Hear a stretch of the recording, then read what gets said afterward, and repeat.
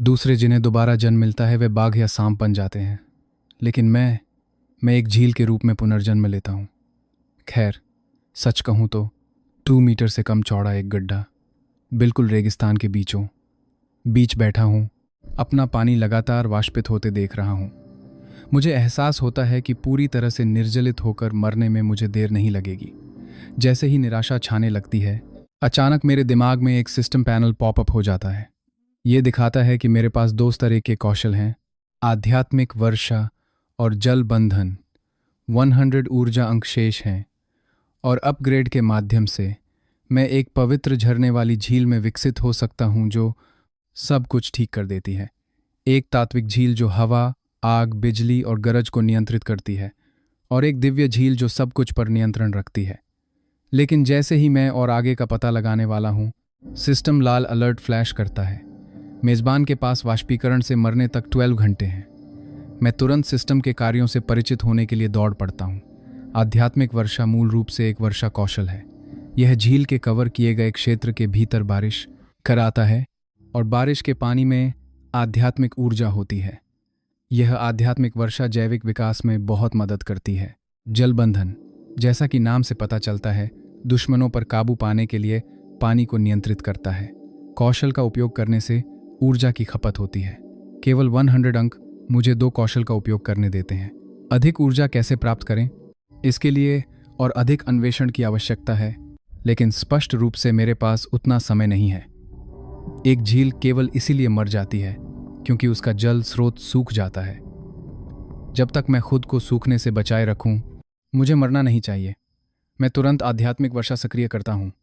ऊर्जा को 50 अंक तक गिरते देख मुझे हल्की हवा महसूस होती है, लेकिन आसमान में अभी भी एक भी बादल नहीं है। क्या यह सिस्टम असली भी है? अचानक कुछ बारिश की बूंदें गड्ढे की सतह से टकराती हैं। हल्की हल्की बारिश शुरू होती है जो लगातार भारी होती जाती है। मैं तरोताज़ा महसूस करता हूँ। बारिश पूरे 1 घंटे तक जारी रहती है। जब यह रुकती है तो गड्ढा 3 गुना से अधिक फैल चुका होता है। अब लगभग 7 या 8 वर्ग मीटर में फैला यह मुश्किल से एक तालाब कहलाने लायक है। मैं जल्दी से सिस्टम पैनल फिर से चेक करता हूँ। लाल चेतावनी गायब हो गई है। मेरा दिल, जो अभी पार हुआ था, अभी भी बेचैन था। आखिरकार उसे थोड़ी शांति मिलती है। अचानक मुझे दूर से कंपन महसूस होता है। मेरी अनुभूति में कई जंगली बैल, मानव जो दूर थे, मेरी ओर दौड़ते हैं। यह जगह इतने लंबे समय से सूखाग्रस्त है। अचानक बारिश होने पर ये बैल पानी पीने के लिए आ रहे होंगे। मैं घबरा गया हूँ। जंगली बैल झुंड में रहने वाले जानवर हैं। अगर इन कुछ ने पूरे झुंड को आकर्षित कर लिया तो यह पानी शायद उनके बर्बाद करने के लिए पर्याप्त नहीं होगा। मुझे आश्चर्य है कि क्या जल बंधन उन्हें संभाल सकता है।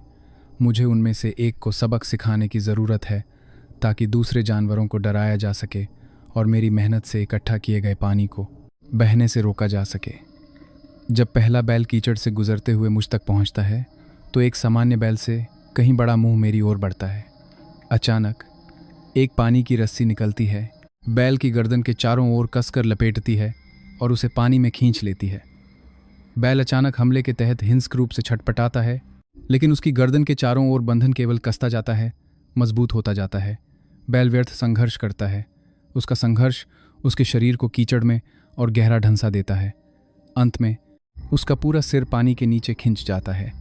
जैसे जैसे संघर्ष कमज़ोर होता है, पानी की सतह शांत हो जाती है। देर से आए अन्य बैल पहले ही दूर भाग चुके हैं, इस दिशा को डर के साथ देख रहे हैं। मेज़बान ने एक निम्न स्तरीय जानवर को मार डाला है। 100% ऊर्जा अंक प्राप्त हुए। पहली हत्या पूरी करने पर बधाई। 100 बोनस ऊर्जा अंक प्रदान किए गए। एक अप्रत्याशित आशीर्वाद माइनस जल बंधन पर खर्च किए गए 50 अंक। अब मेरे पास 200 ऊर्जा अंक हैं। इसलिए प्राणियों का वध करना ऊर्जा प्राप्त करने का एक तरीका है। दूरी में डरे हुए बैलों को देखकर मैं सोच में पड़ जाता हूँ। इस रेगिस्तान में जो अंतहीन फैला हुआ है, यहाँ केवल यही एक जल स्रोत है। मुझे विश्वास नहीं है कि ये बैल मानव प्यास और आध्यात्मिक पानी के प्रलोभन का विरोध कर सकते हैं। वे चलती फिरती ऊर्जा हैं। बैल की लाश, जिसे मैंने पानी में खींच लिया था, धीरे धीरे कीचड़ में लिपट जाती है, फिर अजीब तरह से गायब हो जाती है। रात में रेगिस्तान और भी भयानक होता है। गहरे जानवरों की दहाड़ दूर से मरते जानवरों की भयभीत चीखों के साथ गूंजती है। ऐसा लगता है कि इस रेगिस्तान में काफ़ी कुछ जीव छिपे हैं। अगली सुबह मैं सिस्टम पैनल फिर से चेक करता हूँ। यह बदल गया है। ऊर्जा बढ़कर 500 अंक हो गई है। पता चला कि कल रात वे बैल विरोध नहीं कर सके और एक साथ पीने आए और मैंने उन सभी को मार डाला। प्रत्येक बैल को मारने में 50 ऊर्जा अंक खर्च होते हैं, लेकिन 100 मिलते हैं, यानी प्रति बैल 50 अंक का शुद्ध लाभ। कई पुष्टिकरणों के बाद मैंने एक छिपी हुई सिस्टम क्षमता की खोज की। मेरे द्वारा मारे गए और भस्म किए गए जीव, उनकी यादें भी समाहित हो जाती हैं। उन बैलों की यादों के माध्यम से मुझे इस दुनिया की अधिक समझ मिलती है। यह निश्चित रूप से मेरी मूल दुनिया नहीं है। यह एक प्राचीन आदिम युग की तरह दिखता है। उन बैलों की यादों में मैंने एक शेर देखा जिसकी गर्दन के चारों ओर आग की लपटें घूम रही थीं, पंखों वाले घोड़े और इंसान जो जादू का इस्तेमाल करते थे। यह मुझे उत्साहित करता है। ऐसी जादुई दुनिया में मानव रूप पाने का कोई न रास्ता होगा। मैं हमेशा के लिए झील नहीं बनना चाहता। अगर मैं उस आग वाले शेर को अंदर खींचकर भस्म कर सकता तो शायद मुझे काफ़ी ऊर्जा मिलती। बैलों की यादों में एक साहसिक विचार बनता है। वे उस शेर के शिकार थे, इसलिए आग वाला शेर पास में ही होगा। रेगिस्तान अभी भी प्रचंड गर्म है और मैं अब एक सप्ताह से इस दुनिया में हूँ। प्रारंभिक मौत के खतरे से बचने के बाद मैं एक दिलचस्प शिकार जीवन शुरू करता हूँ। प्रतिदिन एक बार आध्यात्मिक वर्षा का उपयोग करके न केवल मेरा आयतन बढ़ता है, बल्कि लगातार 7 दिनों की बारिश के बाद मैं पूरी तरह से एक झील बन गया हूँ। और क्योंकि आध्यात्मिक वर्षा की बारिश में समृद्ध आध्यात्मिक ऊर्जा होती है, कुछ जलीय पौधे और छोटी मछलियां और झींगे जो मर रहे थे सभी पुनर्जीवित हो गए हैं। बेशक ये केवल बोनस है। मेरे लिए बड़ा लाभ यह है कि आध्यात्मिक पानी से लुभाकर जानवर हर दिन पीने आते हैं।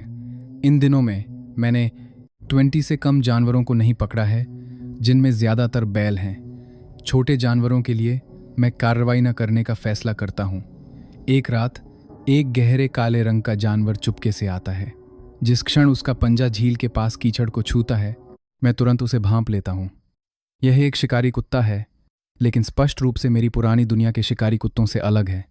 उसका शरीर एक साधारण शिकारी कुत्ते जैसा है, लेकिन अजीब बात है, इसके 2 सिर हैं और 4 लाल आंखें अंधेरे में चमक रही हैं।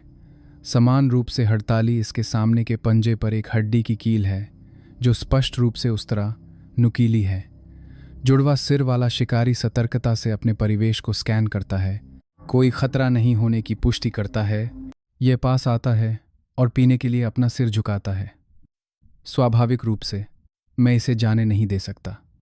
इस 2 सिर वाले शिकारी को भस्म करने से निश्चित रूप से पर्याप्त ऊर्जा मिलेगी। एक स्विच के साथ मैं जल बंधन सक्रिय करता हूँ। साधारण जानवरों की तुलना में इस शिकारी की इंद्रियां कहीं अधिक तेज हैं। जैसे ही पानी की रस्सी सतह छोड़ती है, यह जल्दी से पीछे हट जाता है। लेकिन मैंने इसका अनुमान लगा लिया था। एक जल बंधन इसे पकड़ नहीं पाएगा। मैं एक साथ 5 बार जल बंधन करता हूँ।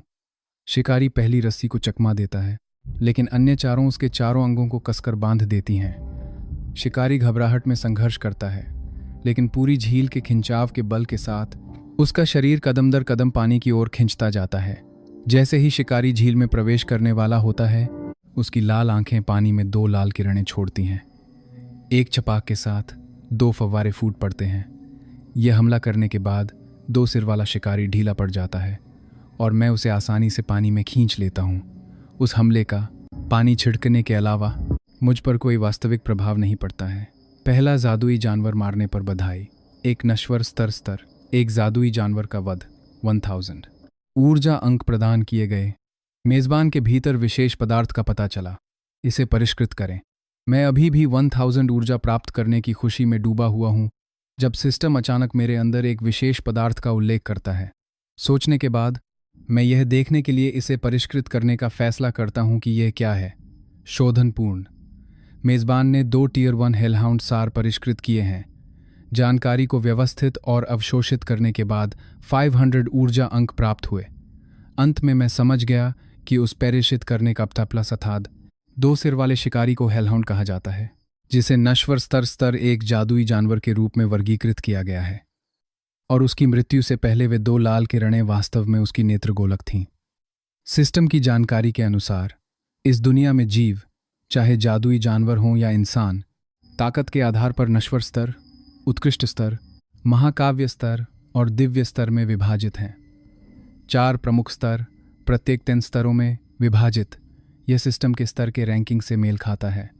उच्च स्तर मौजूद हैं या नहीं, यह अज्ञात है। सावधानीपूर्वक तुलना के बाद मैंने निर्धारित किया कि बैलों की यादों से आग वाला शहर शायद नश्वर स्तर 3 है। मैं वर्तमान में केवल नश्वर स्तर 1 हूँ। हालांकि क्योंकि मेरा असली रूप एक झील है, अधिकांश कौशल मेरे खिलाफ अप्रभावी लगते हैं। प्रणाली, मैं स्तर कैसे बढ़ाऊं? मेज़बान 2000 ऊर्जा की खपत करके स्तर 2 तक पहुंच सकता है। सुरक्षित रहने के लिए मैं स्तर 2 तक पहुंचने की योजना बना रहा हूं।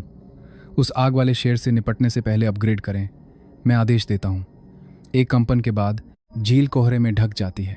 लगभग 15 मिनट के बाद कोहरा छंट जाता है। झील दिखाई देती है। क्षेत्र 2 गुने से अधिक हो गया है और हरे भरे जलीय पौधे और तैरती मछलियां और झींगे अब दिखाई दे रहे हैं। अपग्रेड सफल।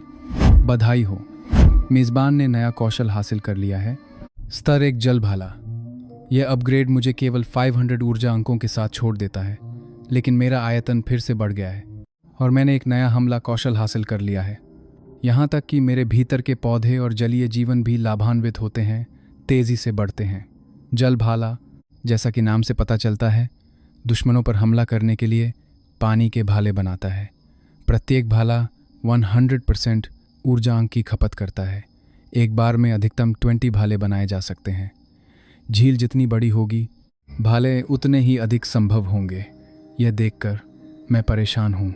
मेरी वर्तमान ऊर्जा के साथ मैं केवल 5 बार जल भाले का उपयोग कर सकता हूँ, लेकिन इस नए हमले के कौशल के साथ मुझे विश्वास है कि मैं उस आग वाले शेर को मार सकता हूँ। सिस्टम निश्चित रूप से मुझे उदारता से पुरस्कृत करेगा। बैलों की यादों में उस आग वाले शेर का मुख्य शिकार वे थे। मेरे हालिया हत्या के कारण पिछले कुछ दिनों में कुछ बैल पीने आए हैं। मुझे आग वाले शेर को यहाँ लुभाने के लिए पर्याप्त बैल इकट्ठा करने का एक तरीका खोजने की ज़रूरत है। अगली शाम मैं फिर से आध्यात्मिक वर्षा का उपयोग करता हूँ। केवल ऐसी व्यापक वर्षा में ही बैलों को पीने के लिए लाने के लिए पर्याप्त आकर्षण होता है। निश्चित रूप से जैसे ही रात होती है, कई बैल मानव सावधानी से आते हैं, बार बार झील के किनारे का परीक्षण करते हैं। कुछ भी असामान्य नहीं पाकर वे बड़े घूंट में पीना शुरू कर देते हैं। मेरे वर्तमान आयतन के साथ मुझे इस पानी के साथ कंजूसी करने की आवश्यकता नहीं है। आग वाले शेर को लुभाने के लिए मैं पीछे हट जाता हूँ, स्थिर रहता हूँ। तीसरे दिन तक झील के आसपास अधिक जानवर इकट्ठा हो जाते हैं और यहाँ तक कि कुछ जल पक्षी भी चंचलता से छप-छप करते हैं। मैं धैर्यपूर्वक प्रतीक्षा करना जारी रखता हूँ। मैं पूर्ण सुरक्षा का भ्रम पैदा करना चाहता हूँ। जब आसपास के सभी जानवर यहाँ पीने आएंगे, तो आग वाले शेर के पास यहाँ शिकार करने के अलावा कोई विकल्प नहीं होगा। शायद आध्यात्मिक रूप से युक्त पानी पीने से झील के किनारे के जानवर अधिक उत्साहित लगते हैं, रसीले मांस के टुकड़ों की तरह, जो आग वाले शेर के दावत का इंतज़ार कर रहे हैं। 2 और दिन इंतज़ार करने के बाद आग वाला शेर अभी भी प्रकट नहीं हुआ है। कई बैल मानवों को झील के किनारे बेशर्मी से स्नान करते देख मैं मुश्किल से हमला करने से बच पाता हूँ। अंत में चौथे दिन दूर से गर्दन के चारों ओर आग की लपटों वाला एक शेर मेरी अनुभूति में प्रकट होता है। यह आखिरकार आ ही गया। मेरा उत्साह झील की सतह पर लहरें भेजता है। आग वाले शेर के पास आती हुई आकृति को देखकर मैं घबरा जाता हूँ। आखिरकार यह मेरा पहली बार 3 स्तर के जादुई जानवर का शिकार करना है और यह आग वाला शेर स्पष्ट रूप से साधारण नहीं है। क्या मैं सफल होऊंगा? ईमानदारी से कहूँ तो मुझे यकीन नहीं है। जब आग वाला शेर झील से लगभग 500 मीटर दूर होता है, तो किनारे के जानवर अंततः प्रतिक्रिया करते हैं और भागने की तैयारी करते हैं। विशेष रूप से पानी में खेल रहे बैल, वे घबरा जाते हैं और किनारे पर चढ़कर भागने की कोशिश करते हैं। मैं झील के तल पर एक अंतर्धारा बनाने के लिए पानी को नियंत्रित करता हूँ। बार बार एक बैल को किनारे तक पहुँचने से रोकता हूँ। एक स्विश के साथ आग वाला शेर किनारे पर पहुँचता है और बैल की गर्दन काटता है। खून तुरंत पानी के एक बड़े हिस्से को लाल रंग में रंग देता है। कुछ ही क्षणों के बाद बैल संघर्ष करना बंद कर देता है और मर जाता है। जैसे ही आग वाला शेर बैल को छोड़ने की तैयारी करता है, मैं जल बंधन सक्रिय करता हूँ। झील से 3 पानी की रस्सियां आग वाले शेर की ओर बढ़ती हैं। आग वाला शेर चौंकता है, लेकिन चतुराई से बैल के शव को रस्सियों पर फेंक देता है। हालांकि ये रस्सियां मेरी चेतना द्वारा नियंत्रित होती हैं और अत्यधिक लचीली होती हैं। वे तुरंत बैल को चकमा देते हैं। आग वाले शेर के चारों ओर लपेटना जारी रखते हैं। आग वाला शेर अपना विशाल जबड़ा खोलता है और एक आग का गोला बाहर निकलता है। एक रस्सी से टकराकर उसे पूरी तरह से वाष्पित कर देता है, लेकिन अन्य 2 रस्सियां आग वाले शेर की गर्दन और एक सामने के पंजे के चारों ओर कसकर बंध जाती हैं। एक रस्साकशी शुरू होती है। आग वाला शेर वास्तव में असाधारण है। अपनी ताकत के बल पर यह पूरी झील के बल का प्रतिरोध करता है। उसकी गर्दन के चारों ओर आग की अंगूठी लगातार फैलती रहती है, जिससे बंधनकारी रस्सियों के वाष्पित होने का खतरा होता है। 3 स्विश के साथ 3 पानी के भाले फिर से पानी से उड़ते हैं। एक सीधा आग वाले शेर के माथे पर जाता है, अन्य 2 पीछे आते हैं। आग वाला शेर दहाड़ता है और अपने मुंह से आग का एक बादल उगलता है। आग का बादल धीरे धीरे चलता है, लेकिन उसके सामने इकट्ठा हो जाता है। पहला भाला अंदर जाता है और जल्दी से वाष्पित हो जाता है। दूसरा अंदर जाता है। आग का बादल कांपता है, लेकिन नष्ट नहीं होता। मेरा दिल कस जाता है। मैं तीसरे भाले को नियंत्रित करता हूँ। निर्णायक क्षण में उसकी दिशा बदलते हुए, आग के बादल को दरकिनार करते हुए और ऊपर से सीधा नीचे की ओर जाता है। जैसे ही आग वाला शेर दर्द से चिल्लाता है, पानी का भाला गायब हो जाता है। उसके सिर में एक बड़ा छेद छोड़ जाता है। खून बह निकलता है। आग का बादल जिस क्षण आग वाला शेर मारा जाता है, पूरी तरह से गायब हो जाता है, लेकिन उसकी गर्दन के चारों ओर आग की अंगूठी अभी भी जलती है। मैं उसे झील में खींचने के लिए पानी की रस्सियों को नियंत्रित करता हूं। सतह धीरे धीरे शांत हो जाती है। इस शिकार ने मेरी सारी शेष ऊर्जा खत्म कर दी, जिससे मैं पूरी तरह से थक गया। सौभाग्य से मैंने आखिरकार इस स्तर 3 के जादुई जानवर को भस्म कर दिया है। नश्वर स्तर के 3 स्तर के आग वाले शेर को भस्म करने पर बधाई। 3000 ऊर्जा अंक प्राप्त हुए। असामान्य ऊर्जा का पता चला। इसे परिष्कृत करें, परिष्कृत करें। मुझे संदेह है कि यह शेर की गर्दन के चारों ओर आग की अंगूठी है। परिष्कृत लौ, शेर की आग। मेजबान की आग से प्रतिरोधक क्षमता बढ़ गई है। मेरा असली रूप पानी है। आग मूल रूप से मेरी एकमात्र प्राकृतिक दुश्मन है। मुझे उम्मीद नहीं थी कि सिस्टम के शोधन से प्रतिरोधक क्षमता बढ़ जाएगी। अगर मैं भविष्य में और भी उच्च स्तर की आग को परिष्कृत करता हूं, तो मैं सूर्य को भी भस्म कर सकता हूं। यह घात एक पूर्ण सफलता थी। एक बार में 3000 ऊर्जा अंक। मैं चीज़ों के बारे में सोचता हूं। ऊर्जा प्राप्त करने के ज्ञात प्रभावी तरीके प्राणियों का शिकार और भस्म करना और विशेष पदार्थों या ऊर्जा को परिष्कृत करना है। यह सब कौशल की आवश्यकता है। वर्तमान कौशल, आध्यात्मिक वर्षा, मात्रा बढ़ाने के लिए बुनियादी कौशल, जल बंधन और जल भाला, प्राथमिक हमला कौशल। प्रणाली, मैं कौशल अपग्रेड करना चाहता हूँ। 500 ऊर्जा आध्यात्मिक वर्षा और जल बंधन को अपग्रेड करती है। 1000 ऊर्जा जल भाले को अपग्रेड करती है। अपग्रेड लागत वास्तव में बहुत अधिक है और ये सिर्फ स्तर 1 से 2 तक है। मैं कल्पना कर सकता हूँ कि बाद के अपग्रेड के लिए और भी अधिक ऊर्जा की आवश्यकता होगी, लेकिन अधिक ऊर्जा के लिए मजबूत प्राणियों का शिकार और भस्म करने के लिए मुझे कौशल अपग्रेड करना ही होगा। इसलिए मैं बिना किसी हिचकिचाहट के सब कुछ अपग्रेड करता हूँ। इससे एक बार में 2000 ऊर्जा खर्च होती है। मैं परीक्षण करना चाहता हूँ कि स्तर 2 के कौशल में क्या खास है, इसलिए मैं फिर से आध्यात्मिक वर्षा का उपयोग करता हूँ। इस बार आध्यात्मिक वर्षा सीधे 100% ऊर्जा की खपत करती है और प्रभाव कहीं अधिक नाटकीय है। मूसलाधार बारिश कई घंटों तक होती है। मैं महसूस कर सकता हूँ कि पानी में और भी समृद्ध आध्यात्मिक ऊर्जा है। हालांकि बारिश भारी है, मेरी मात्रा में वृद्धि उम्मीद से कम लगती है। मैं अपने शरीर के हर हिस्से पर ध्यान केंद्रित करता हूँ और अंततः कुछ खोजता हूँ। ज़्यादा दूर कीचड़ में नहीं, एक बीज जो पता नहीं कहाँ से आया था। लालच से आध्यात्मिक वर्षा को अवशोषित करता है। उसके पास लगभग सारा बारिश का पानी सोख लिया जाता है। मुझसे पानी चुरा लिया जाता है। मुझे देखना होगा कि यह कौन सी प्रजाति है। मैं नाराज और उत्सुक दोनों हूँ। मैं जानबूझकर झील के पानी के हिस्से को बीज में भरने के लिए नियंत्रित करता हूँ। लगभग 15 मिनट के बाद बीज अंततः अवशोषित करना बंद कर देता है। मूंगफली के आकार का एक बीज 15 मिनट का झील का पानी सोख चुका है। यह बिल्कुल बेतुका है। मेरी अनुभूति में बीज संतुष्ट लगता है, खुद को हिलाता है, 2 पत्तियां बाएं और दाएं फैलाता है और तेजी से बढ़ता रहता है। कुछ ही समय में जो अभी एक बीज था वह 1 मीटर से अधिक ऊंचे पेड़ में बदल जाता है।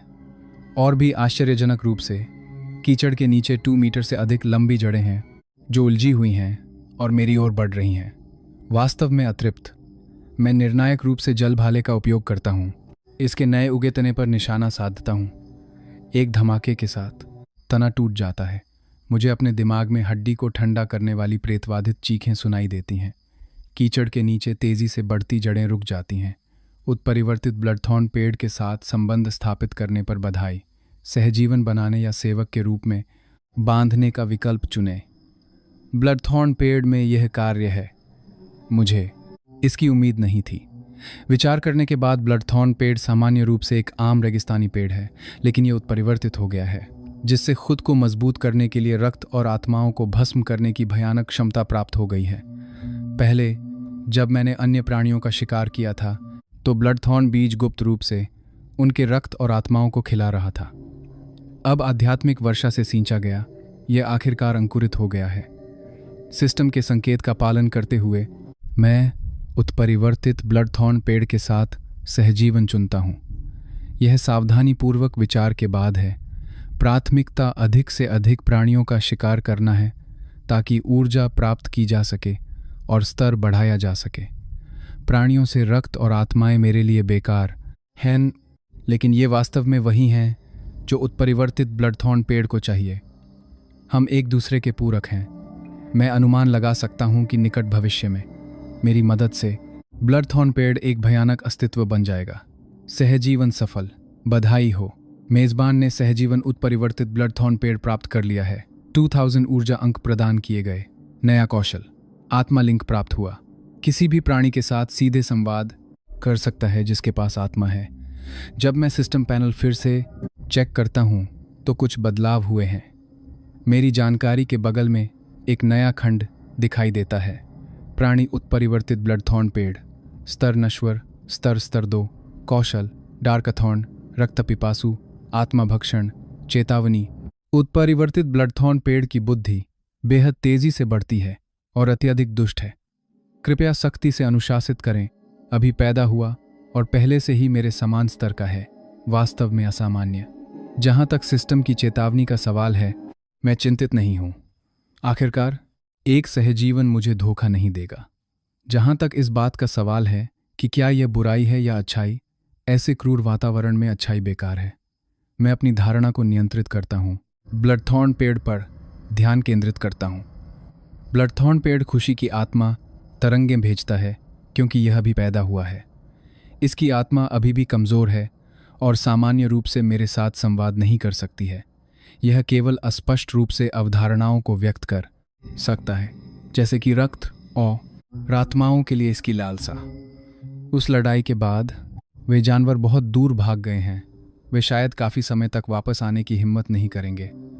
मैं केवल पानी के हिस्से को ब्लडथॉर्न पेड़ की सिंचाई करने के लिए नियंत्रित कर सकता हूँ। एक और भयावह अवशोषण सत्र के बाद मैंने जिस तने को जल भाले से काटा था वह फिर से बढ़ने लगता है। 2000 नए ऊर्जा अंकों के साथ मुझे कंजूसी करने की आवश्यकता नहीं है। मैं बस वर्षा पर 1000 ऊर्जा खर्च करता हूँ। इस बार मैं जानबूझकर वर्षा क्षेत्र को नियंत्रित नहीं करता हूँ। आत्मा समृद्ध बारिश पूरे मूल झील स्थल पर होती है। बारिश की बूंदों की फुहार 1 सप्ताह तक चलती है और बंद होती है। ऊपर सूरज अभी भी कठोर है। रेगिस्तान अभी भी गर्मी से कांपता है, लेकिन अकेले इस झील में लगातार बारिश होती है और यहाँ तक कि ठंडक भी महसूस होती है।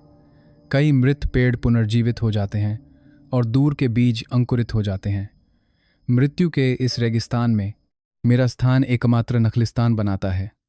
यह आश्चर्यजनक रूप से अलग वातावरण कई प्राणियों को आकर्षित करता है। जिन जानवरों ने उस नरसंहार को देखा था वे अभी भी दूर झिझकते हैं, अपनी पूरी ताकत से प्रलोभन का विरोध करते हैं। लेकिन दूर के जानवर खुशी मेरे पास आते हैं। मेरे विचार में अब मेरे लिए साधारण जानवरों का शिकार करने का अब कोई खास मतलब नहीं रह गया है। केवल जादुई जानवर ही अधिक लाभ दे सकते हैं। इसीलिए मैं ब्लडथॉर्न पेड़ को कार्रवाई करने से सख्ती से मना करता हूँ। मैं इस जगह को जीवन का एक नखलिस्तान बनाना चाहता हूँ, जो और भी शक्तिशाली प्राणियों को आकर्षित करे। एक दिन जैसे ही मैं आराम से अपने पानी में लहरें पैदा करता हूँ, इस दुनिया की विशिष्टता का अवलोकन करता हूँ, मुझे अचानक दूर से मजबूत ऊर्जा उतार चढ़ाव महसूस होता है। यह ऊर्जा अत्यधिक गति से मेरी ओर बढ़ती है। जल्द ही यह झील के पास प्रकट होती है। झील में पीने और खेलने वाले जानवर तुरंत प्रतिक्रिया नहीं करते हैं। केवल जब एक धमाका होता है तो वे घबराहट में बिखर जाते हैं। लेकिन अलार्म के बजाय मुझे खुशी महसूस होती है। अगर मैं बोल पाता तो मैं लगभग चिल्ला उठता, आखिरकार इंसान। हालांकि यह इंसान अच्छी स्थिति में नहीं लगता है। आगमन ग्रे वस्त्र में कोई है जिसकी मिश्रित नाक, नीली आंखें हैं, लगभग 30 या 40 साल का है। एक जादूगर की छड़ी पकड़े हुए है। करीब से देखने पर पता चलता है कि उनका उजागर अग्रभाग सिर्फ नंगी हड्डी है। दूसरा, मैं लगभग इंसान समझने की भूल कर बैठता हूँ। एक सामान्य वयस्क इंसान से थोड़ा छोटा है, जिसके कान नुकीले हैं और त्वचा अत्यधिक पीली है। उनकी पीठ पर पंख और हाथ में एक धनुष बताता है कि वे इंसान नहीं हैं, बल्कि एक योगिनी हैं। मोरेन, तुमने योगिनी वनों में अतिक्रमण किया है। राजा के नाम पर मैं तुम्हें मृत्युदंड देता हूँ। नर योगिनी का धनुष मिट्टी जैसी पीली रोशनी से चमकता है। मोरवेन घबराया नहीं है। अपनी दयनीय स्थिति के बावजूद राजदंड उसकी छाती के सामने तैरता है और वह एक मंत्र पढ़ता है। अचानक हड्डी के राजदंड का सिरा मोरवेन की छाती में चुभ जाता है। मोरवेन के चेहरे पर दर्द और संघर्ष झलकता है। राजदंड के साथ उसकी छाती से खून बहकर उसके सिरे पर लगे एक काले मन के तक पहुंचता है। मन का धीरे धीरे खूनी लाल हो जाता है। निषिद्ध मंत्र। मोरवेन, तुम्हारी हिम्मत कैसे हुई? एल्ड्रियन, पृथ्वी तात्विक जनजाति के सबसे युवा उत्तराधिकारी। तुम्हारा अहंकार तुम्हारा विनाश होगा। महान मृत्यु के देवता आपको अनंत जीवन प्रदान करें। मोरवेन ने अपना मंत्र पूरा किया और उसकी छाती में राजदंड ने खून सोखना बंद कर दिया। लाल बत्ती तेज हो जाती है, पूरी तरह से एल्ड्रियन की हरी तीर की चमक पर हावी हो जाती है। बेहोशी से लाल बत्ती में एक विशाल दरांती दिखाई देती है जो एल्ड्रियन पर वार करती है। एल्ड्रियन पीछे नहीं हटता है, लेकिन मरने के लिए तैयार दिखता है। उसके पंख हिंसक रूप से फड़फड़ाते हैं, एक मिट्टी जैसी पीली विशाल तलवार बनाते हैं जो तुरंत प्रक्षेपित होती है। उसके तुरंत बाद एल्ड्रियन की आकृति गायब हो जाती है। एक सांस में 100 मीटर पीछे हट जाती है। पीली तलवार लाल दरांती से टकराती है, लेकिन कोई धरती हिला देने वाली आवाज नहीं होती है। तलवार थोड़ी देर विरोध करती है, फिर नष्ट हो जाती है। इस समय एल्ड्रियन बिना पीछे देखे आगे दौड़ता है। लाल दरांती की घातक फसल से बचने की उम्मीद करता है, लेकिन यह सब व्यर्थ है। एल्ड्रियन के पास चिल्लाने का समय नहीं है। उसका सिर बगल में गिर जाता है, जबकि उसका शरीर कुछ दूर आगे बढ़ता है।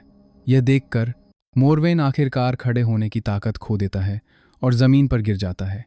मैं चुपचाप बगल से देख रहा हूं। कोई उपस्थिति प्रकट करने की हिम्मत नहीं कर रहा, खोजे जाने के डर से। मेरी अनुभूति में एक भयानक अस्तित्व गायब नहीं हुआ है।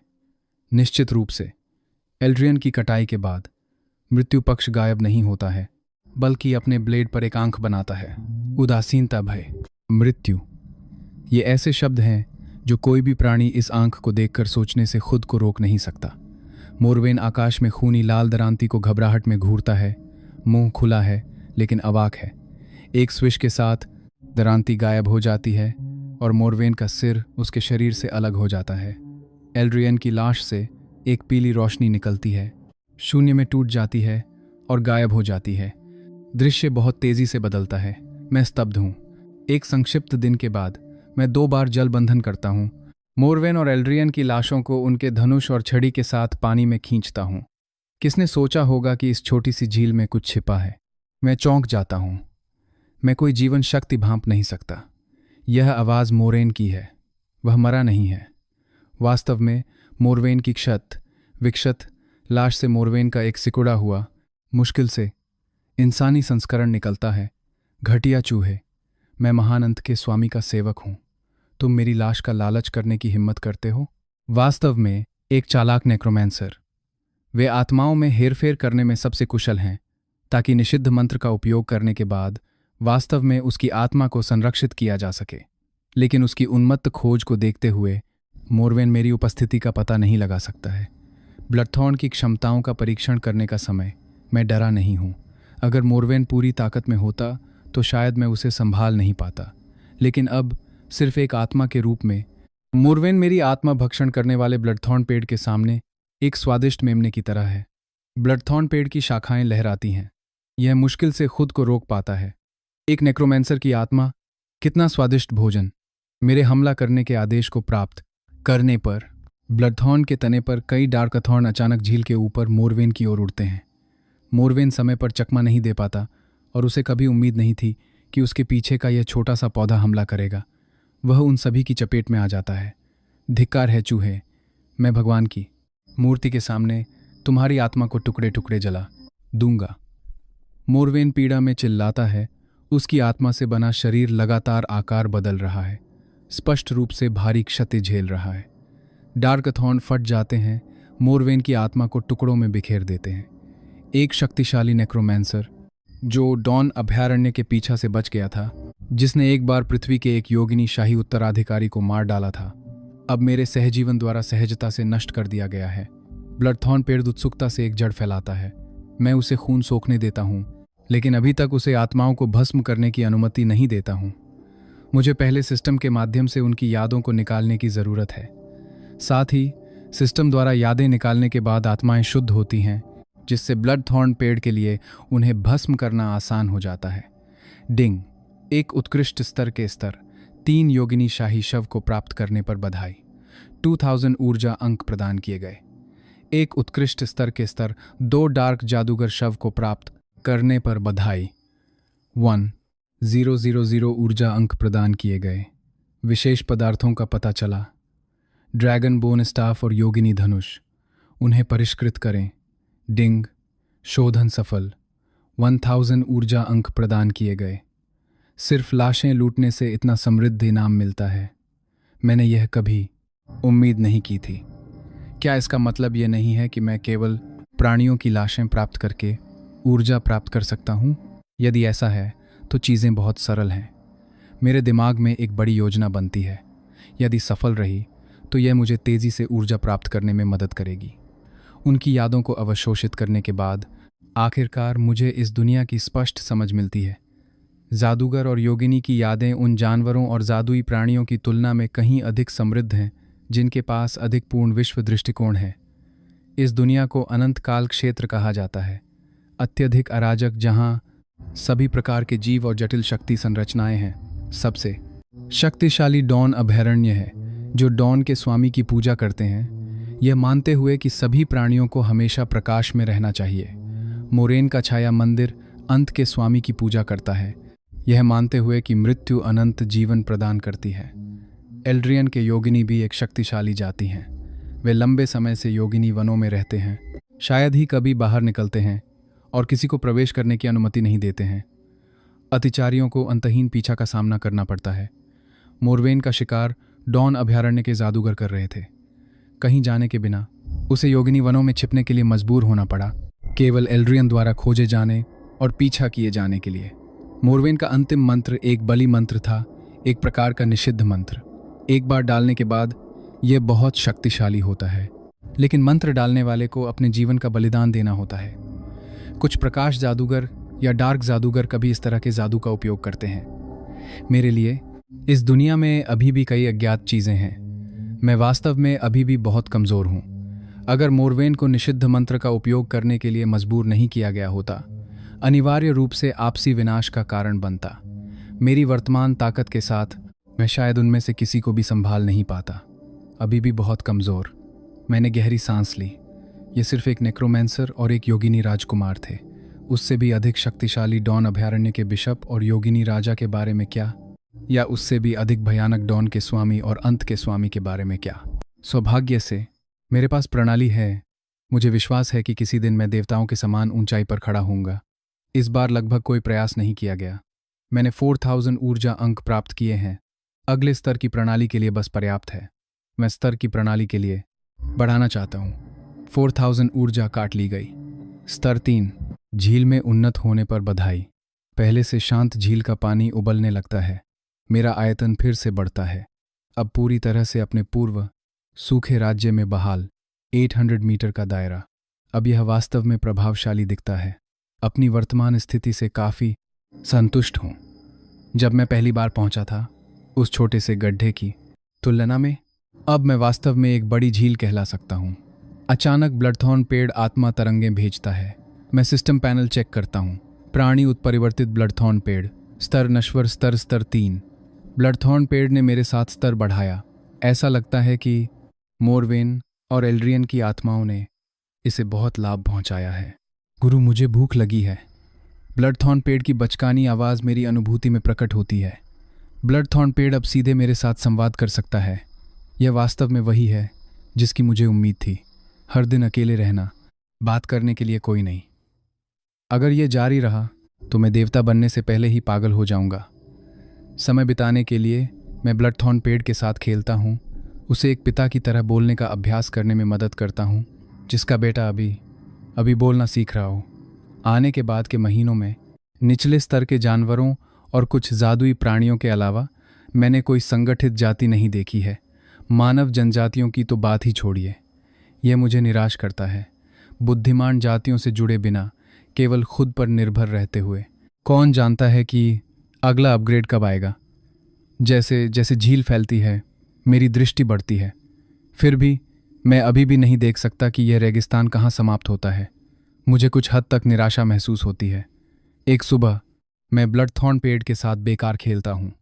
ब्लडथॉर्न पेड़ की बुद्धि अब 11 या 12 साल के मानव बच्चे से मेल खाती है। मैंने उसे एक नाम भी दिया है। मेरे उपनामचू का अनुसरण करते हुए मैं उसे थॉर्न कहता हूँ। अचानक खुरों की आवाज़ मेरी अनुभूति में प्रकट होती है, जैसे हजारों सैनिक यहाँ की ओर दौड़ रहे हों। क्या ये एक मानव सेना हो सकती है? अच्छी खबर है, जब लक्ष्य मेरी दृष्टि में आते हैं तो मैं पूरी तरह से स्तब्ध रह जाता हूँ। यह बिल्कुल भी सेना नहीं है, ये विशाल बिच्छू हैं। हर बिच्छू घोड़े के आधे आकार का है। जब वे दौड़ते हैं तो क्या ये सरपट दौड़ते घोड़ों की तरह नहीं लगता? अग्रणी बिच्छू विशेष रूप से बड़े होते हैं, थोड़े बैंगनी रंग के होते हैं, जिनके पूंछ के डंक से गहरी रोशनी निकलती है। जल्द ही बिच्छू सेना झील तक पहुंच जाती है।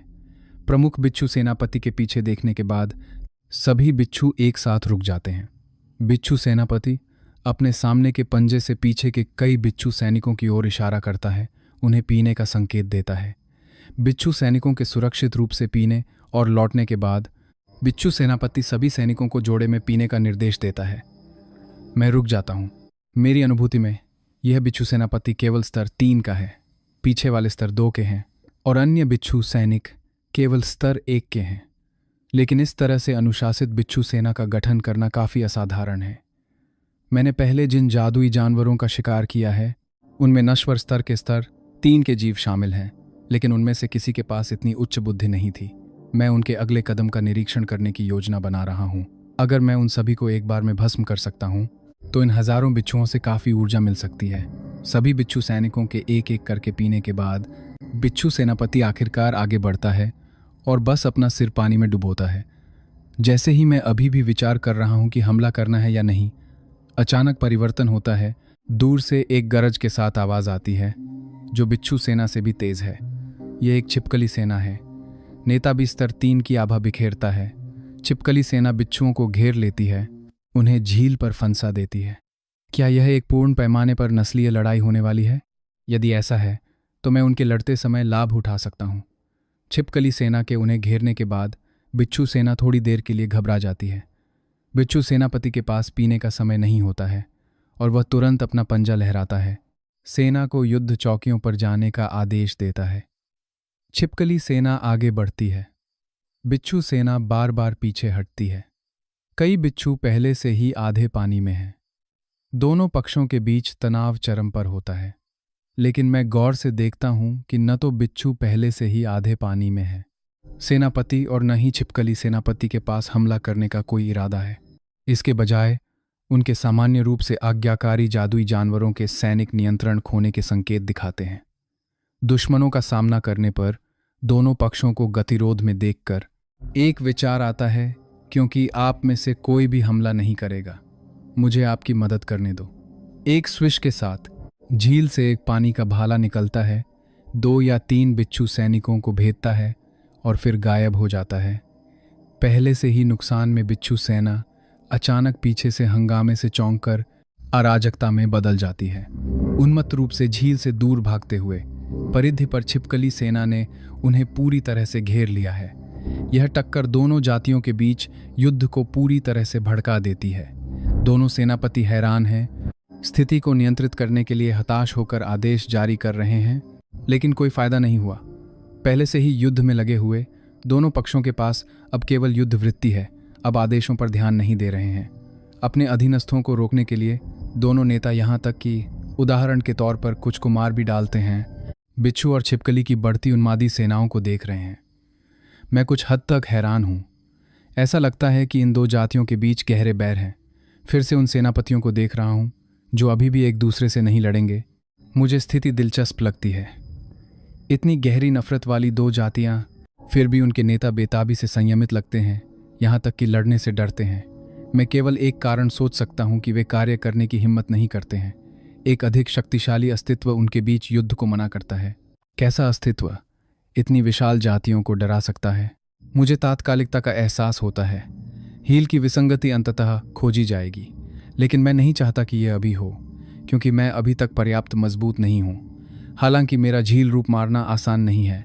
मैं जानता हूँ कि इस दुनिया में कई शक्तिशाली मंत्र हैं।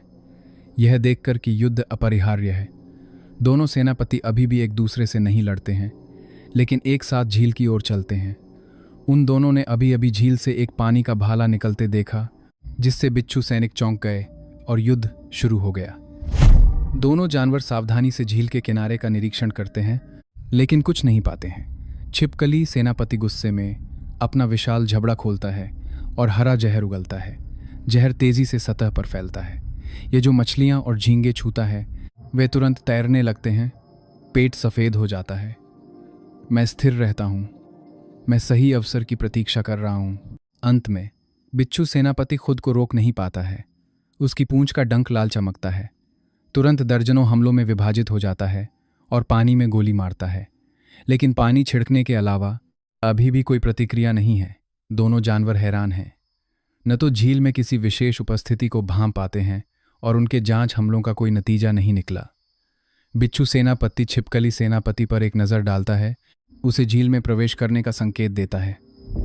आखिरकार छिपकली उभयचर हैं, जबकि बिच्छू विशुद्ध रूप से स्थलीय हैं। छिपकली सेनापति बिच्छू सेनापति पर 2 बार दहाड़ता है, फिर सावधानी से पानी में प्रवेश करता है और नीचे तक गोता लगाता है। सही अवसर। मैं निर्णायक रूप से कार्य करता हूँ। सीधे पानी में 4 पानी की रस्सियाँ बनती हैं। शक्ति कई गुना बढ़ जाती है। छिपकली के पास विरोध करने का समय नहीं है। पानी मेरा डोमेन है। सभी 4 अंग मेरे द्वारा कसकर बंधे हैं। केवल उसकी पूंछ कमज़ोर रूप से पानी में हिलती है। मैं पानी की धाराओं को नियंत्रित करता हूँ। छिपकली सेनापति के संघर्ष से लहरों को समाप्त करता हूँ। साथ ही मैं जल भाले का उपयोग करता हूँ। छिपकली सेनापति बिना किसी प्रतिरोध के पानी के भालों द्वारा भेदा जाता है और मर जाता है। मैं छिपकली सेनापति को लपेटने के लिए पानी को नियंत्रित करता हूँ। उसके खून को झील को रंगने से रोकता हूँ। किनारे पर बिच्छू सेनापति बेचैन हो जाता है, क्योंकि छिपकली सेनापति वापस नहीं आता है। अचानक उसे एहसास होता है कि वह अब छिपकली सेनापति की आभा का पता नहीं लगा सकता है। घबराहट बढ़ती है। वह भागने के लिए मुड़ता है। मैं उसे कैसे भागने दे सकता हूँ? स्विश! वही 4 पानी की रस्सियां बिच्छू सेनापति को पीछे से पकौड़ी की तरह लपेटती हैं, उसे सीधे पानी में खींचती हैं। बिच्छू सेनापति की युद्ध शक्ति पानी में बहुत कम हो जाती है। उसकी पूंछ का डंक मेरे झील रूप के खिलाफ बेकार है।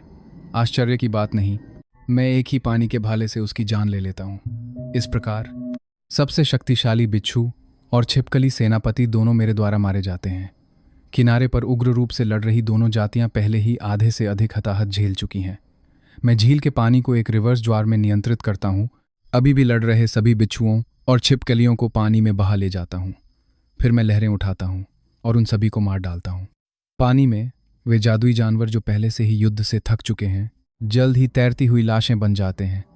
पूरी झील खून से लाल हो जाती है। कटे हुए अंग और पूंछ किनारे बिखरे हुए हैं। एक भीषण दृश्य। मैं पहले पानी में सभी लाशों को परिष्कृत करता हूँ। ब्लडथॉर्न पेड़ को भस्म करने के लिए खून और आत्माएं देना। मेरे द्वारा प्राप्त यादों से इन दो जातियों का एक साथ झील में आना वास्तव में महत्वपूर्ण है। छिपकली और बिच्छू दोनों सेनापतियों की यादों में मैं एक ही व्यक्ति देखता हूँ, एक योगिनी। हालांकि अंधेरे में छिपा हुआ है, पंख और नुकीले कान उनकी पहचान प्रकट करते हैं। इस योगिनी ने दोनों जातियों को रेगिस्तान की अच्छी तरह से खोज करने और किसी भी विसंगति की रिपोर्ट करने का आदेश दिया। योगिनी इस रेगिस्तान की जांच क्यों कर रहे हैं? मुझे नहीं लगता कि यह एल्ड्रियन के लिए है। यदि यह केवल एल्ड्रियन के लिए होता तो विसंगतियों के लिए पूरे रेगिस्तान की खोज करने की आवश्यकता नहीं होती।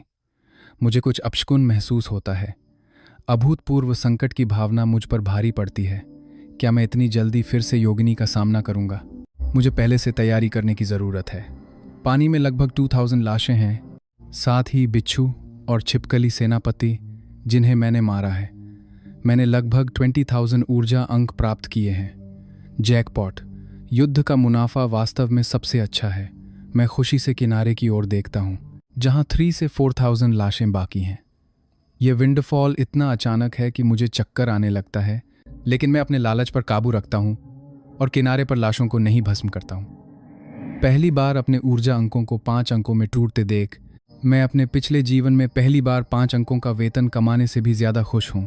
संक्षिप्त विचार के बाद मैं एक बड़ा अपग्रेड सिस्टम करने का फैसला करता हूँ।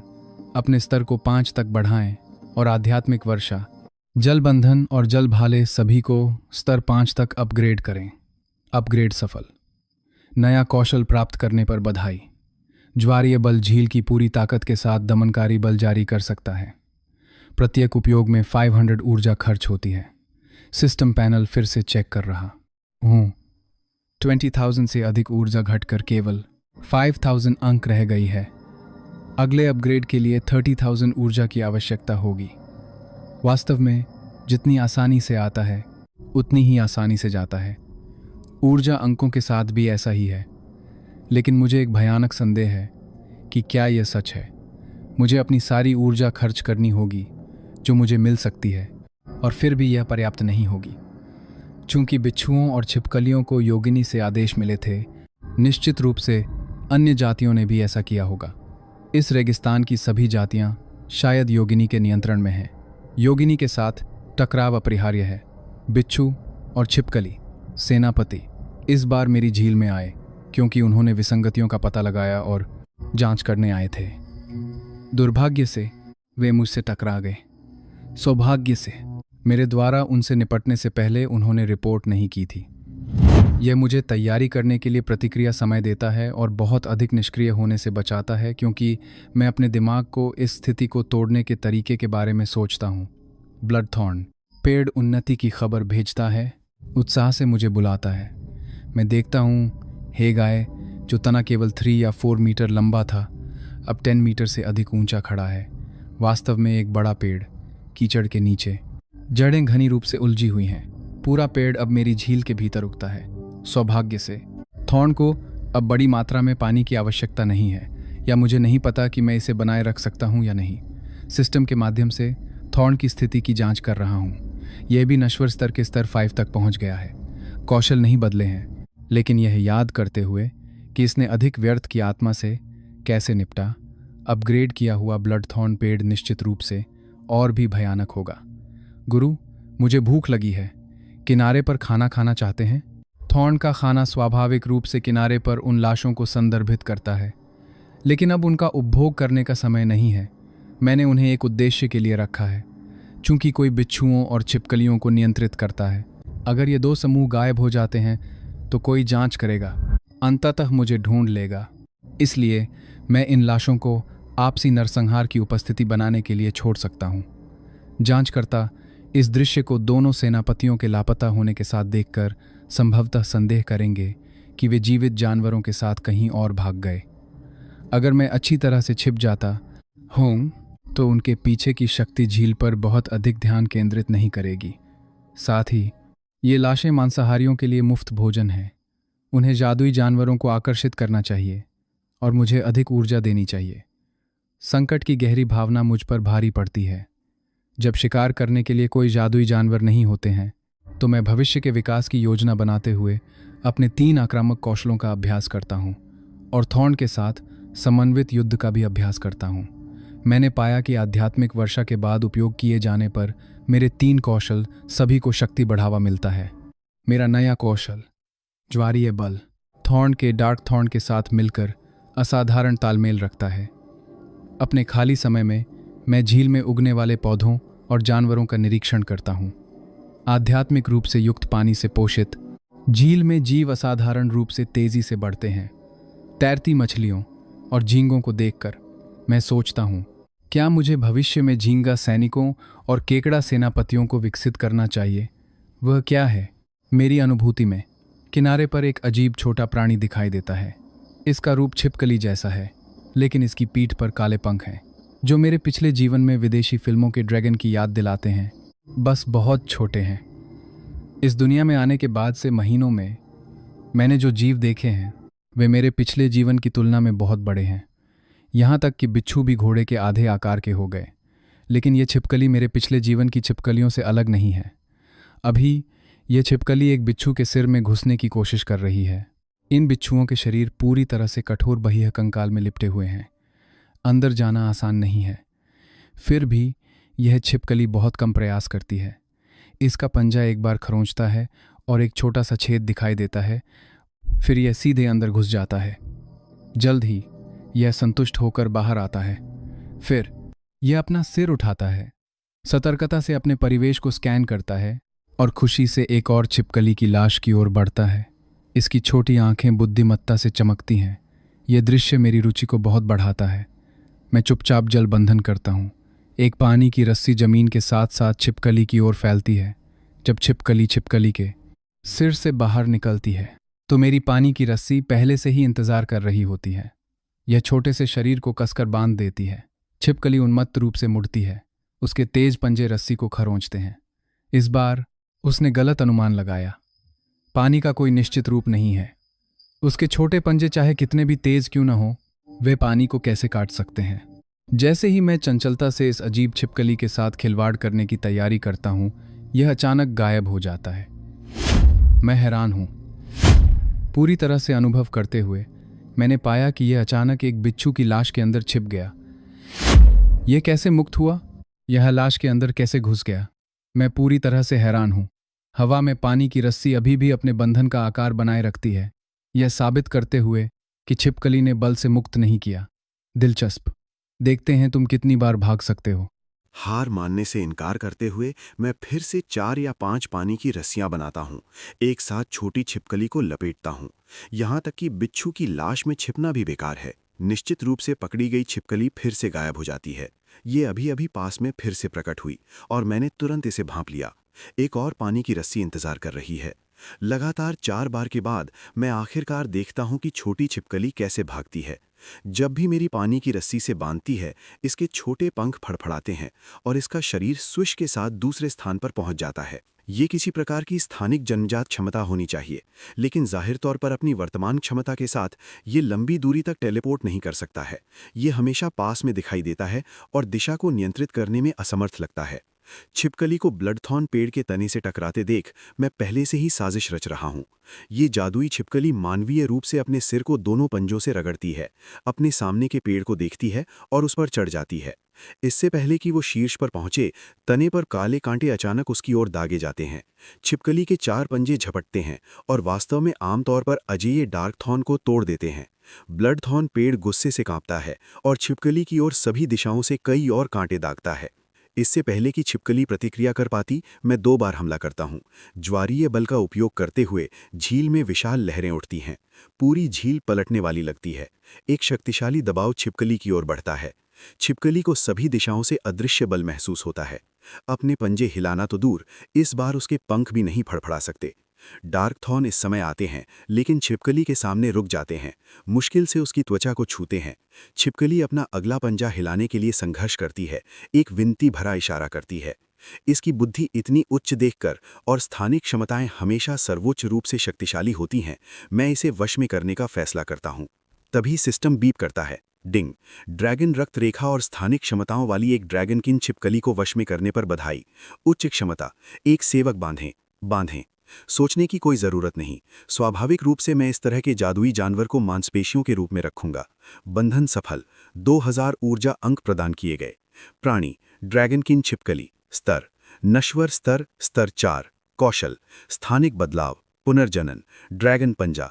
चेतावनी ड्रैगन स्वाभाविक रूप से हिंसक होते हैं। पूर्ण जागृति पर ड्रैगनकिन छिपकली के विश्वासघात से सावधान रहें। सिस्टम की चेतावनी पढ़कर मुझे पता है कि मैंने सही चुना है। ऐसे शक्तिशाली क्षमता वाले प्राणी को बांधने से बड़ा लाभ मिलेगा। विश्वासघात के लिए जब तक मैं हमेशा ड्रैगनकिन छिपकली को ताकत से दबाता हूं, उसके पास विश्वासघात करने का कोई कारण नहीं है। इसे सफलतापूर्वक बांध लेने के बाद मैं ज्वारीय बल का दबाव हटा देता हूं और बहुत अनिच्छुक ब्लडथॉर्न पेड़ को अपने उत्सुक कांटों को वापस लेने के लिए बनाता हूं। ड्रैगनकिन छिपकली चापलूसी से अपनी पूंछ हिलाती है, कुछ गोद लेने के लिए झील में कूदती है, फिर किनारे पर दावत जारी रखने की अपनी इच्छा व्यक्त करती है। स्वाभाविक रूप से मैं सहमत नहीं हो सकता। मुझे अभी भी उन चीज़ों की ज़रूरत है। इसके अलावा अगर मैं ब्लडथॉर्न पेड़ को दावत नहीं करने देता, लेकिन नवागंतुक ड्रैगनकिन छिपकली को खाने देता हूं, तो अभी भी गुस्से में ब्लडथॉर्न पेड़ निश्चित रूप से रोषित होगा। मेरा इनकार देखकर ड्रैगनकिन छिपकली विरोध करने की हिम्मत नहीं करती है। उसके पंख फड़फड़ाते हैं क्योंकि वो धीरे धीरे एक ब्लडथॉर्न पेड़ की शाखा पर उड़ती है। ऐसा लगता है कि वो वहीं बसना चाहती है। ब्लडथॉर्न पेड़ इसे बर्दाश्त नहीं करेगा और लगातार अपनी शाखाएं हिलाता रहता है। ये दोनों झगड़ना बंद नहीं करेंगे। मैं असहाय हूं। दोनों जादुई जानवरों के पास अभी उच्च बुद्धि नहीं है, इसलिए मैं केवल उन्हें इधर उधर खेलने दे सकता हूं। गंभीर नुकसान से सख्ती से मना करता हूं। 1 सप्ताह से अधिक समय के बाद किनारे पर लाशें लगभग चिलचिलाती धूप से सूख जाती हैं। इस दौरान मैं आध्यात्मिक वर्षा का उपयोग करने की हिम्मत नहीं करता, इस डर से कि कहीं कोई असंगति को नोटिस न कर ले। ब्लडथॉर्न पेड़ और ड्रैगनकिन छिपकली अभी भी दिन भर खेलते रहते हैं, लेकिन उनके रिश्ते में काफी सुधार हुआ है। हेलो दोस्तों, स्टार्ट करने से पहले मैं आपसे एक छोटी सी रिक्वेस्ट करना चाहता हूं। अगर आप नेक्स्ट एपिसोड देखना चाहते हैं तो चैनल के 1000 सब्सक्राइबर्स कंप्लीट करवा दो। जैसे ही 1000 सब्सक्राइबर्स पूरे हो जाएंगे, मैं तुरंत नेक्स्ट एपिसोड अपलोड कर दूंगा। Thank you. Keep watching.